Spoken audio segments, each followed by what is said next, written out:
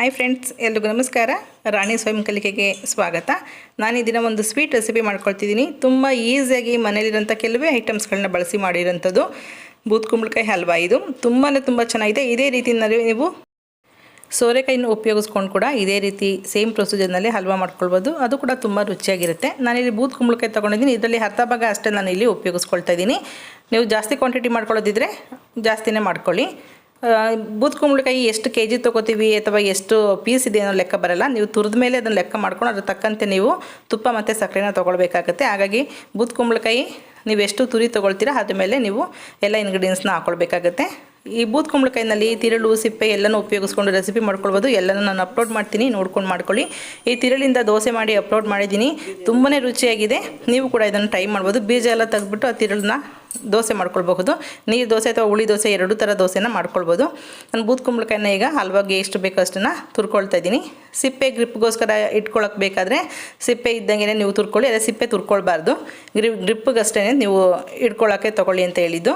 ಇಲ್ಲ ಅಂದರೆ ಸಿಪ್ಪೆನ ನೀವು ತೆಗೆದುಬಿಟ್ಟು ಆನಂತರ ಪೀಸ್ಗಳನ್ನ ಮಾತ್ರ ನೀವು ತುರ್ಕೊಳ್ಬೋದು. ನಿಮಗೆ ಆ ಥರ ಏನೋ ಕನ್ಫ್ಯೂಸ್ ಆಗುತ್ತೆ, ಸಿಪ್ಪೆನೂ ಸೇರಿ ತುರ್ಕೊಳ್ತಾ ಇದ್ದೀವಿ ಅಂತ ಅನಿಸಿದ್ರೆ ಈ ರೀತಿ ಸಿಪ್ಪೆ ಎಲ್ಲ ತೆಗೆದಿಟ್ಕೊಳ್ಳಿ. ಈ ಸಿಪ್ಪೆಲಿ ಕೂಡ ಚಟ್ನಿ ಮಾಡ್ಬೋದು. ಆ ವಿಡಿಯೋ ಕೂಡ ಅಪ್ಲೋಡ್ ಮಾಡ್ತೀನಿ, ನೋಡಿ. ತುಂಬಾ ಚೆನ್ನಾಗಿದೆ ಚಟ್ನಿ ಕೂಡ. ನಿಮಗೆ ಯಾವುದೇ ರೀತಿ ಅದು ಕಹಿ ಆಗಲಿ ಬೇರೆ ಟೇಸ್ಟ್ ಆಗಲಿ ಗೊತ್ತಾಗಲ್ಲ. ಕೋಕೋನಟ್ ಚಟ್ನಿ ಥರನೇ ತುಂಬ ಡಿಫ್ರೆಂಟಾಗಿ ತುಂಬ ರುಚಿಯಾಗಿರುತ್ತೆ. ಅದನ್ನು ಕೂಡ ನೀವು ಸ್ಟೋರ್ ಮಾಡಿ ಎತ್ತಿಟ್ಕೊಳ್ಬೋದು. ನಾನೀಗ ಹಲ್ವಾಗೆ ಏನು ಬೇಕೋ ಅದನ್ನೆಲ್ಲ ತುರ್ಕೊಳ್ತಿದ್ದೀನಿ. ಹಲ್ವಾ ತುರಿದ್ಮೇಲೆ ದಪ್ಪ ತುರಿ ಇದ್ದರೆ ಅದನ್ನೆಲ್ಲ ಎತ್ತಿಡಿ. ತುರಿ ಎಲ್ಲ ಒಂದೇ ಸಮವಾಗಿರಬೇಕು. ನಾನು ಇದರಲ್ಲಿ ಸ್ವಲ್ಪ ಸಾಂಬಾರು, ಸ್ವಲ್ಪ ಹಲ್ವಾಗೆ ಎತ್ತಿಟ್ಕೊಳ್ತಾ ಇದ್ದೀನಿ. ಈ ಸಿಪ್ಪೆನ ಕೂಡ ನಾನು ಚಟ್ನಿ ಮಾಡೋದಕ್ಕೆ ತೆಗೆದಿಟ್ಕೊಳ್ತಿದ್ದೀನಿ. ತಿರುಳು ಕೂಡ ದೋಸೆಗೆ ಹಾಕೊಳ್ಳೋದಕ್ಕೆ ತೆಗೆದಿಟ್ಕೊಳ್ತಾ ಇದ್ದೀನಿ. ಹಾಗಾಗಿ ನೀವು ಬೂದ್ ಕುಂಬಳಕಾಯಿ ಉಪಯೋಗಿಸುವಾಗ ಅಕಸ್ಮಾತ್ ಜಾಸ್ತಿ ಇದೆ ಅಂದಾಗ ನೀವು ಹೆಚ್ಚಿಬಿಟ್ಟು ಇದನ್ನು ಫ್ರಿಜ್ನಲ್ಲಿ ಒಂದು 2 ರಿಂದ 3 ದಿವಸ ಅಥವಾ 4 ದಿವಸ ತನಕ ಫ್ರಿಜ್ನಲ್ಲಿ ಸ್ಟೋರ್ ಮಾಡಬಹುದು. ಅದ್ರ ಮೇಲ್ಗಡೆ ಸ್ಟೋರ್ ಮಾಡಿದ್ರೆ ಚೆನ್ನಾಗಿರೋದಿಲ್ಲ. ಈಗ ತುರಿ ಎಲ್ಲ ತೊಗೊಂಡಿದ್ದೀವಿ, ಅದನ್ನು ಮೆಜರ್ ಮಾಡ್ಕೊಳ್ಳೋಣ.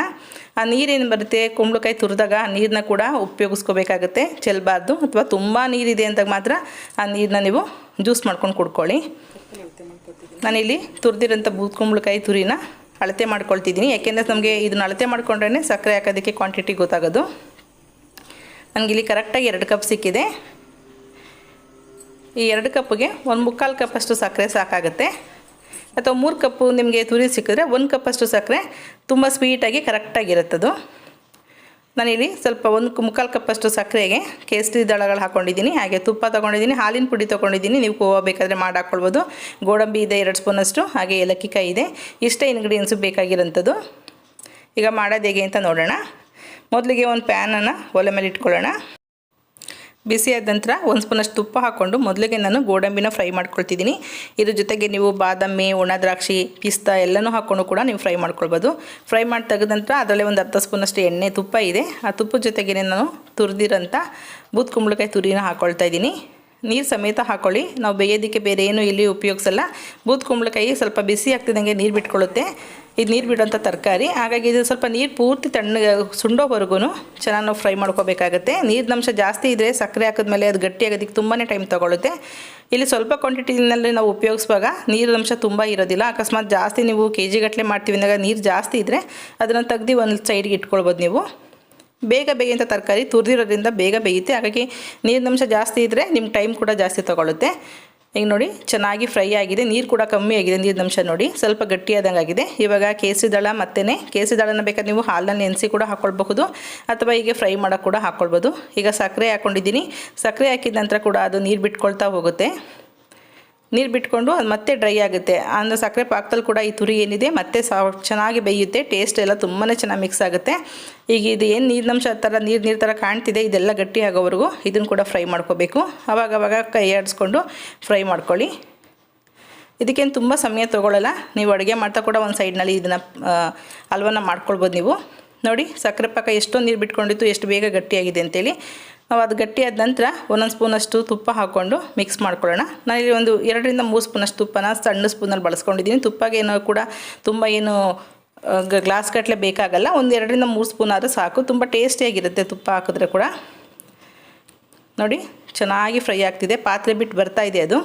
ಈಗ ಕೊನೆಯಲ್ಲಿ ಏಲಕ್ಕಿ ಪುಡಿನೂ ನಾವು ಡ್ರೈ ಮಾಡಿದ್ವಲ್ಲ, ರೋಸ್ಟ್ ಮಾಡಿದ್ದೀವಲ್ಲ ತುಪ್ಪದಲ್ಲಿ, ಆ ಡ್ರೈ ಫ್ರೂಟ್ಸ್ನ ಹಾಕ್ಕೊಳ್ತಾ ಇದ್ದೀನಿ. ನಾನು ಆವಾಗಲೇ ಹೇಳ್ದಂಗೆ ಎಲ್ಲ ಡ್ರೈ ಫ್ರೂಟ್ಸ್ನೂ ಕೂಡ ನೀವು ಫ್ರೈ ಮಾಡಿಬಿಟ್ಟು ತುಪ್ಪದಲ್ಲಿ ಹಾಕ್ಕೊಳ್ಬೋದು, ಚೆನ್ನಾಗಿರುತ್ತೆ. ಅಥವಾ ಕೊನೆಯಲ್ಲಿ ಕೂಡ ತುಪ್ಪದಲ್ಲಿ ಫ್ರೈ ಮಾಡಿ ಹಾಕ್ಕೊಳ್ಬಹುದು. ಈಗ ಚೆನ್ನಾಗಿ ಮಿಕ್ಸ್ ಮಾಡ್ತಾಯಿದ್ದೀನಿ. ಲೋ ಫ್ಲೇಮ್ನಲ್ಲಿ 1 ನಿಮಿಷದಷ್ಟು ಇದನ್ನು ಚೆನ್ನಾಗಿ ಮಿಕ್ಸ್ ಮಾಡಿದ್ರೆ ಆಯಿತು. ನೋಡಿ ಪಾತ್ರೆ ಬಿಟ್ಟು ಬರ್ತಾಯಿದೆ ಹಲ್ವಾ, ಚೆನ್ನಾಗಿ ಮಿಕ್ಸ್ ಆಗಿದೆ. ಈಗ ಒಂದು ಪಾತ್ರೆಗೆ ಹಾಕ್ಕೊಳ್ಳೋಣ. ನಾನು ತೊಗೊಂಡಿದ್ದಂಥ ಹಾಲಿನ ಪುಡಿನ ಇಲ್ಲಿ ನಾನು ಮಿಕ್ಸ್ ಮಾಡಿಲ್ಲ. ಸ್ವಲ್ಪ ಕ್ವಾಂಟಿಟಿನೇ ಮಾಡುವಾಗ ನಮಗೆ ಕೋವದ ಅವಶ್ಯಕತೆ ಇರೋದಿಲ್ಲ. ಬೇಕಾದ್ರೆ ನೀವು ಕೋವ ಮಾಡಿ ಉಪಯೋಗಿಸ್ಕೊಳ್ಳಿ. ತುಂಬ ಆರೋಗ್ಯಕ್ಕೆ ಒಳ್ಳೆಯದು.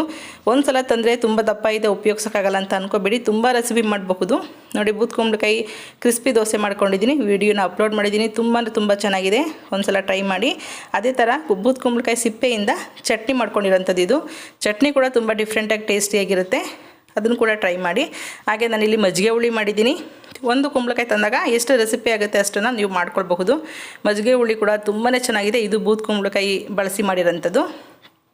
ಹಾಗೆ ಮಂಗಳೂರು ಶೈಲಿ ಮಾಡೋಂಥ ಸಾಂಬಾರು ಕೂಡ ಮಾಡಬಹುದು. ಕುಂಬಳಕಾಯಿ ಸಾಂಬಾರು ಅಥವಾ ದೇವಸ್ಥಾನಗಳಲ್ಲಿ ಕೊಡ್ತಾರಲ್ಲ, ಅದನ್ನು ಕೂಡ ಅದೇ ರೀತಿಯಲ್ಲಿ ಟೇಸ್ಟಿಯಾಗಿ ಕೂಡ ಮಾಡಬಹುದು. ಹಾಗೆ ನಾನಿಲ್ಲಿ ಹಲ್ವಾ ಕೂಡ ಮಾಡ್ಕೊಂಡಿದ್ದೀನಿ. ಒಂದು ಬೂದ್ಕುಂಬಳಕಾಯಿ ತಂದರೆ ಎಷ್ಟೆಲ್ಲ ರೆಸಿಪಿಗಳು ಮಾಡ್ಬೋದು ನೋಡಿ. ನೀವು ಕೂಡ ಟ್ರೈ ಮಾಡಿ, ನಿಮಗೂ ಕೂಡ ಇಷ್ಟ ಆಗುತ್ತೆ ಅಂತ ಅಂದ್ಕೊಳ್ತೀನಿ. ಇಷ್ಟ ಆದರೆ ಲೈಕ್ ಮಾಡಿ, ಶೇರ್ ಮಾಡಿ, ಹಾಗೆ ಸಬ್ಸ್ಕ್ರೈಬ್ ಮಾಡೋದು ಮರಿಬೇಡಿ. ಹಾಗೆ ನಿಮ್ಮ ಅಭಿಪ್ರಾಯ ಅನಿಸಿಕೆಗಳನ್ನ ಕಮೆಂಟ್ ಮೂಲಕ ತಿಳಿಸಿ. Okay, bye, thank you.